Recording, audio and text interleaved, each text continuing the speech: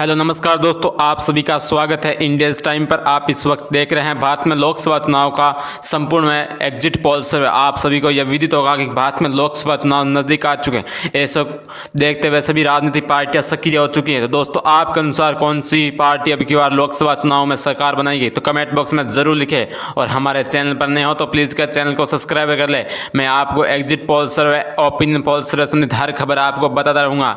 दोस्तों, वीडियो शुरू करते हैं उससे पहले मैं आपको जानकारी के लिए बता दूं कि भारत में 543 लोकसभा सीट है। उनमें से जो पार्टी 272 सीटों पर अपना बहुमत पेश कर देती है तो वह केंद्र में सरकार बना लेगी और अपना प्रधानमंत्री भी चुन लेगी। दोस्तों, आपके अनुसार लोकसभा चुनाव 2024 में कौन प्रधानमंत्री बनेगा? क्या नरेंद्र मोदी तीसरी बार प्रधानमंत्री बनेंगे या राहुल गांधी प्रधानमंत्री बनेंगे? कमेंट बॉक्स में जरूर लिखें। और इस वीडियो में आज का मेरा एक क्वेश्चन है, उसका आंसर आपको कमेंट बॉक्स में जरूर लिखना है। हमारा क्वेश्चन है कि लोकसभा चुनाव 2024 ईवीएम मशीन से होना चाहिए या बैलेट पेपर से? कमेंट बॉक्स में ज़रूर लिखें। और हमारे चैनल पर नए हो तो प्लीज़ कर हमारे चैनल को सब्सक्राइब कर ले। आपका ही चैनल है भाई, मानते हुए इस चैनल की सदस्यता ले लेना। मैं आपको एग्जिट व ओपिनियन पोल से हर खबर इस चैनल में समाया जाता रहूँगा। तो वीडियो को अंत तक जरूर देखना, तभी पता चलेगा भारत में लोकसभा चुनाव 2024 में किसकी सरकार बनने जा रही है। तो वीडियो स्टार्ट करते हैं। वीडियो की ओर बढ़ते हैं। हम उत्तर प्रदेश राज्य से शुरुआत करते हैं। उत्तर प्रदेश राज्य भारत का सबसे बड़ा राज्य है। उसमें 80 लोकसभा सीट है। उनमें से बीजेपी के खाते में 45 लोकसभा सीट और इंडिया गठबंधन कांग्रेस पार्टी के खाते में 35 लोकसभा सीट जाती दिखाई दे रही है।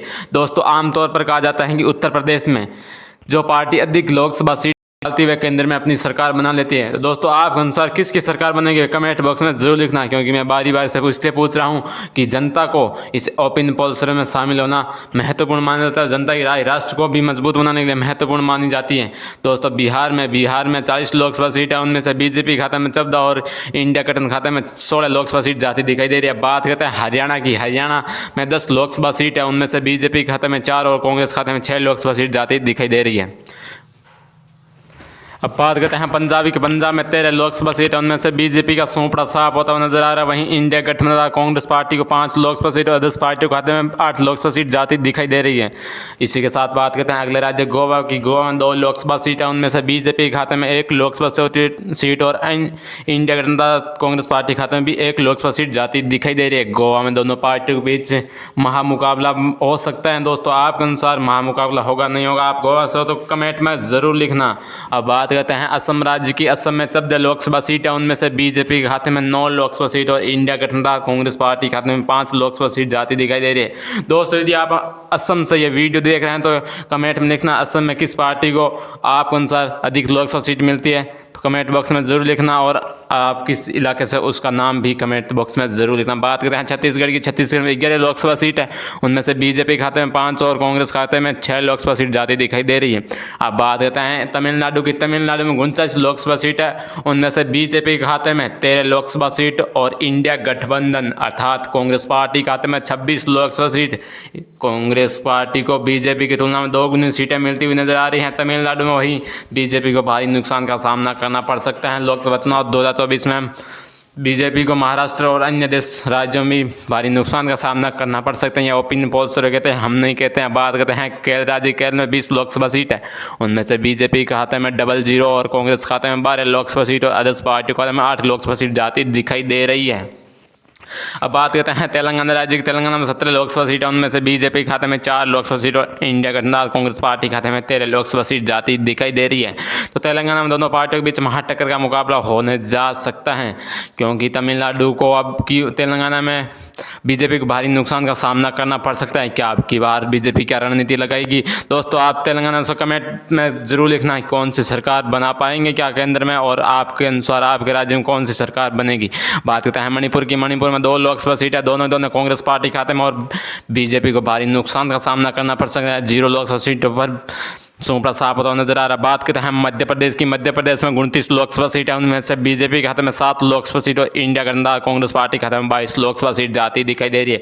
मध्य प्रदेश में दोनों पार्टियों के बीच महाटक्कर का मुकाबला होने जा सकता है। बात करते हैं त्रिपुरा की। त्रिपुरा में 2 लोकसभा सीट है। उनमें से बीजेपी खाते में 1 लोकसभा सीट और वहीं इंडिया गठबंधन कांग्रेस पार्टी खाते में 1 लोकसभा सीट जाती दिखाई दे रही है।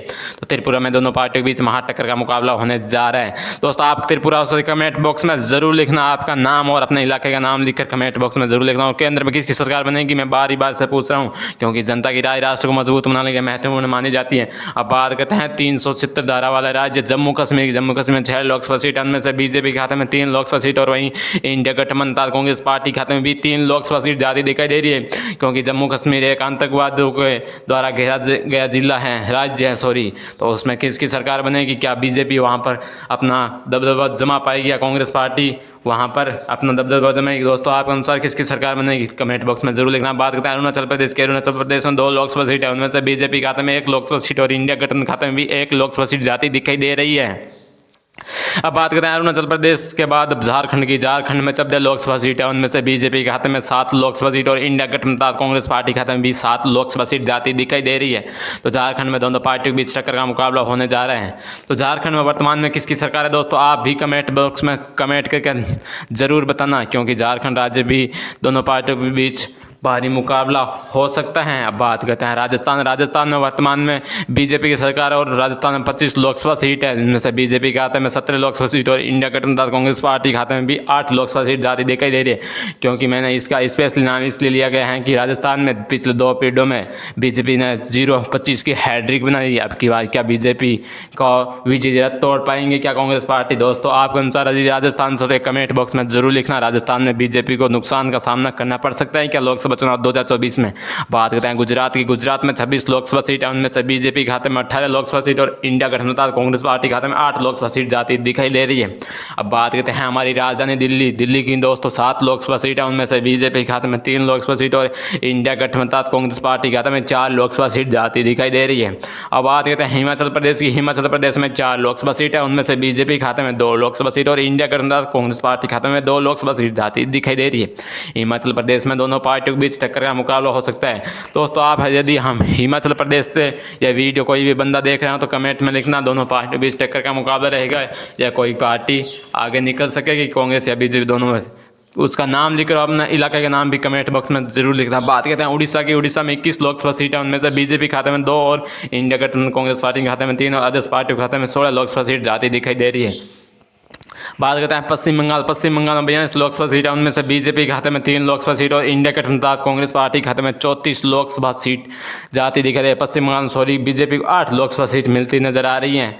वहीं बीजेपी को भारी नुकसान का सामना करना पड़ सकता है। पश्चिम बंगाल राज्य में टीएमसी सरकार है बड़ी मजबूती के साथ पेश कर रही है। बात करते हैं महाराष्ट्र की। महाराष्ट्र में 50 लोकसभा सीट है, उनमें से बीजेपी खाते में 16 लोकसभा सीट और उनकी 2 गुनी सीटें कांग्रेस पार्टी को मिलती हुई नजर आ रही हैं। तो इंडिया गठबंधन अभी बढ़त बने हुए चल रहा है 263 सीटों पर, वहीं बीजेपी को 180 सीटों पर अपनी कमजोरी साबित होती हुई दिखाई दे रही है। दोस्तों आपके अनुसार क्या अब की बार केंद्र में कांग्रेस सरकार बना पाएगी या गठबंधन को कोई अन्य दलों की आवश्यकता रहेगी? दोस्तों आपके अनुसार अन्य दलों की आवश्यकता से सरकार बनाएंगे या गठबंधन से ही बना लेंगे? बात केंद्र शासित प्रदेश के अंदर 7 लोकसभा सीट, उनमें से 3 बीजेपी के 4 कांग्रेस खाते में जाती दिखाई दे रही है। बात करते हैं आंध्र प्रदेश। आंध्र प्रदेश में 25 लोकसभा सीट है, उनमें से बीजेपी को भारी नुकसान का सामना करना पड़ सकता है। 0 लोकसभा सीट और इंडिया गठबंधन खाते में 10 और अदर्स पार्टियों खाते में 15 लोकसभा सीट जाती दिखाई दे रही है।